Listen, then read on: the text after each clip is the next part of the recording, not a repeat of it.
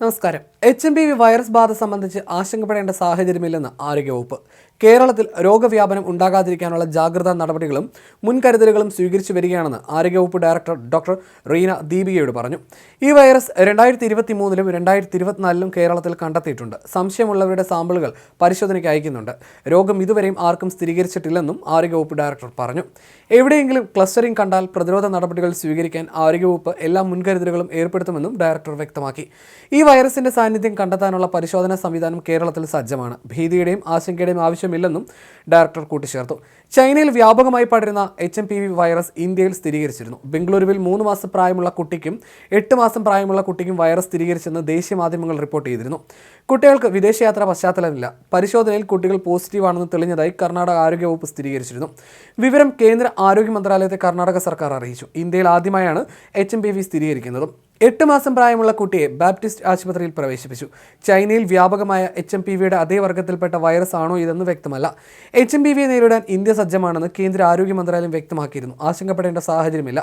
തണുപ്പ് കാലത്ത് ശ്വാസകോശ അണുബാധ സാധാരണമാണ്. ഇത്തരം അണുബാധകൾക്കെതിരെ മുൻകരുതലെടുക്കണം. ചുമയോ പനിയോ ഉള്ളവർ മറ്റുള്ളവരുമായി അടുത്ത് ഇടപഴകുന്നത് ഒഴിവാക്കണമെന്നും ആരോഗ്യ മന്ത്രാലയം നിർദ്ദേശിച്ചു. ഇതിന് പിന്നാലെയാണ് സംസ്ഥാന ആരോഗ്യവകുപ്പും നിരീക്ഷണം തുടങ്ങുന്നത്.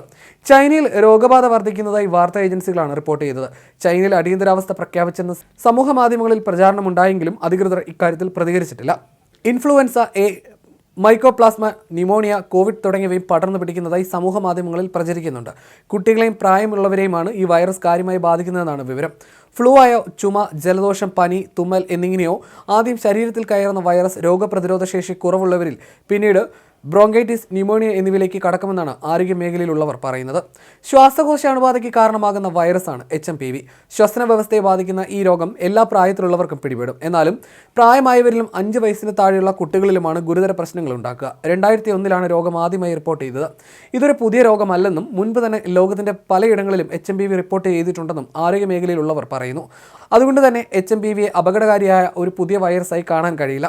തണുപ്പ് കാലത്താണ് ഈ രോഗം പടരാൻ സാധ്യത. ജലദോഷമോ പനിയോ വരുമ്പോഴുണ്ടാകുന്ന രോഗലക്ഷണങ്ങളാണ് HMPVക്കും സാധാരണയായി ഉണ്ടാവുക. കഫക്കെട്ട്, പനി, ശ്വാസതടസ്സം, മൂക്കടപ്പ് എന്നിവയെല്ലാം പ്രധാന ലക്ഷണങ്ങളാണ്. പ്രതിരോധശേഷി കുറഞ്ഞവരിൽ ബ്രോങ്കൈറ്റിസിനും ന്യൂമോണിയയ്ക്കും കാരണമാകും. 3 മുതൽ 6 ദിവസം വരെയാണ് ഇൻക്യുബേഷൻ പീരീഡ്, അതായത് രോഗാണു ശരീരത്തിൽ കയറിയത് മുതൽ രോഗലക്ഷണം കാണിക്കുന്നത് വരെയുള്ള സമയം. കോവിഡിന് ശേഷമുള്ള ശാരീരികാവസ്ഥയും രോഗം വരാനുള്ള സാധ്യത വർദ്ധിപ്പിക്കുന്നു. നിലവിൽ HMPVക്ക് പ്രത്യേക ആൻറ്റിവൈറൽ തെറപ്പിയോ മുൻകരുതൽ വാക്സിനോ ഇല്ല. ചുമ, തുമ്മൽ എന്നിവയിൽ നിന്നുള്ള സ്രവങ്ങൾ ശരീരത്തിലെത്തുന്നത് വഴിയാണ് വൈറസ് പടരുന്നത്. രോഗം ബാധിച്ചവരുമായി നേരിട്ടുള്ള സമ്പർക്കം പുലർത്തുമ്പോഴും രോഗബാധയുണ്ടാകും. മലിനമായ പ്രതലങ്ങളിൽ സ്പർശിച്ചതിനു ശേഷം വായിലോ മൂക്കിലോ കണ്ണിലോ തൊടുന്നത് വഴിയും രോഗം പടരാം. കൈകൾ സോപ്പോ വെള്ളമോ ഉപയോഗിച്ച് കഴുകുക എന്നതാണ് പ്രതിരോധം എന്ന നിലയിൽ ചെയ്യേണ്ടത്. കുറഞ്ഞത് 20 മിനിറ്റെങ്കിലും കഴുകണം. തൊട്ടടുത്ത് നിന്ന് ആരെങ്കിലും തുമ്മുകയോ ചുമയ്ക്കുകയോ ചെയ്യുമ്പോൾ മുഖവും മൂക്കും പൊത്തിപ്പിടിക്കാനും ശ്രമിക്കണം. മാസ്ക് ഉപയോഗം നിർബന്ധമാക്കുക തുടങ്ങിയവയാണ് ഇതിനെ ചെറുക്കാനുള്ള മാർഗങ്ങൾ.